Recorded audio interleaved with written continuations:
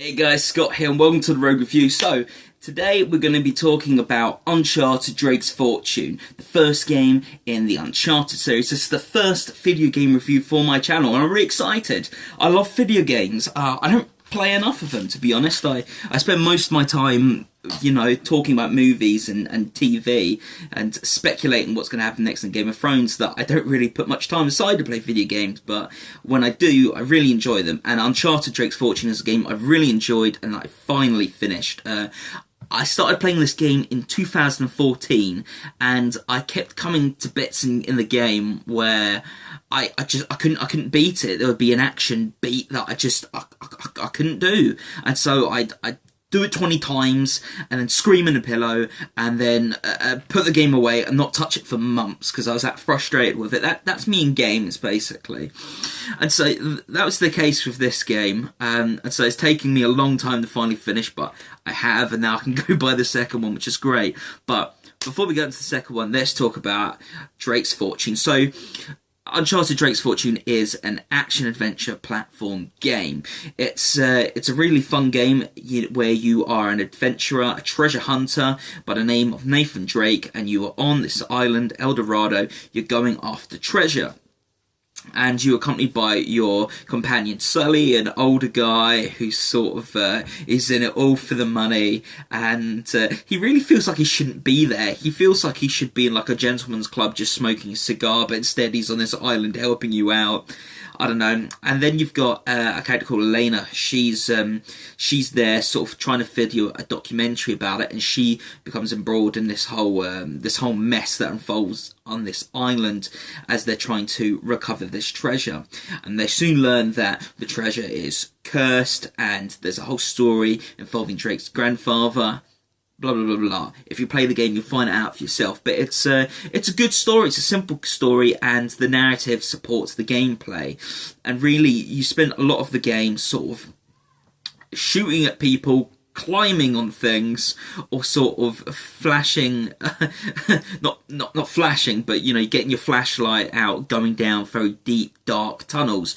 And it puts you in Nathan Drake's shoes, really. You really feel like you're there. If it was just guns blazing the whole time, it wouldn't be as interesting, but you get a real feel for the place and the real sense of exploration, which is where the adventure aspect really comes into this game. And there's some thrilling action pieces in here. There's bits where you're fighting zombies, and oh my word, those zombies drove me mad. There's a bit where you're in a car and you're chasing away from people. It's edge of your seat stuff.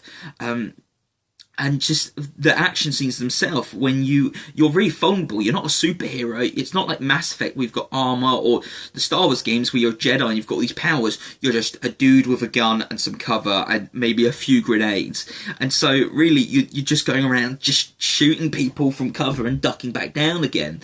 And it's fun. It's really fun, and you have to just choose the right cover to get people, because then they're going to come behind your wall and they're going to take you down. One of my frustrations, I'll say, with the game involves around sort of the guns and how you reload them, because in order to reload, it's not like with Mass Effect where there'll be like an ammo pack on the ground, and if you're low, you run over it and it's sort of absorbed into you. Instead, here, if you need to reload, you have to purposefully walk over to where another gun is on the ground, and then like a triangle for PlayStation will pop up in the screen and you press it. But if you walk just like a millimeter over where that gun is, the triangle will go, and in the meantime people are shooting at you and you're trying to get this ammo, and it's a bit frustrating. I wish it was more like Mass Effect and that you just walk over ammo and it's just like absorbed into you somehow. But anywho, maybe it adds to the realism of the game. I don't know.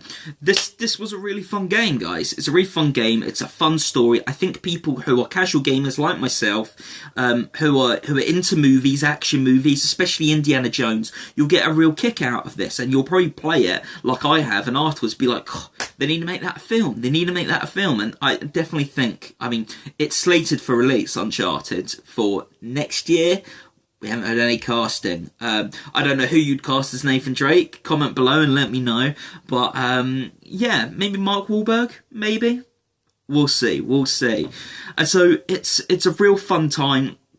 For me, the puzzles are really just annoyed the hell out of me. I hate using cheats, but I had to at certain points in the game because the puzzles I just couldn't get my head around. But if you're the sort of person that really feeds off that sort of gaming, you know, where you've got lots of difficult puzzles to solve, then maybe you'll really like that. For me, my favourite parts of the game weren't the action scenes, really, though those were fun. My favourite bits were you're climbing walls. Really, you're Tarzan with a gun in this game. You know, you're climbing along ledges to get to a place that'll further the story, and you're swinging on vines, and it's all sorts. It really adds that adventure feel and really makes you feel like you're there and you're Nathan Drake. This is a brilliant game, and I can't wait to play number 2. What are your thoughts on this game? Have you played? Do you want to play?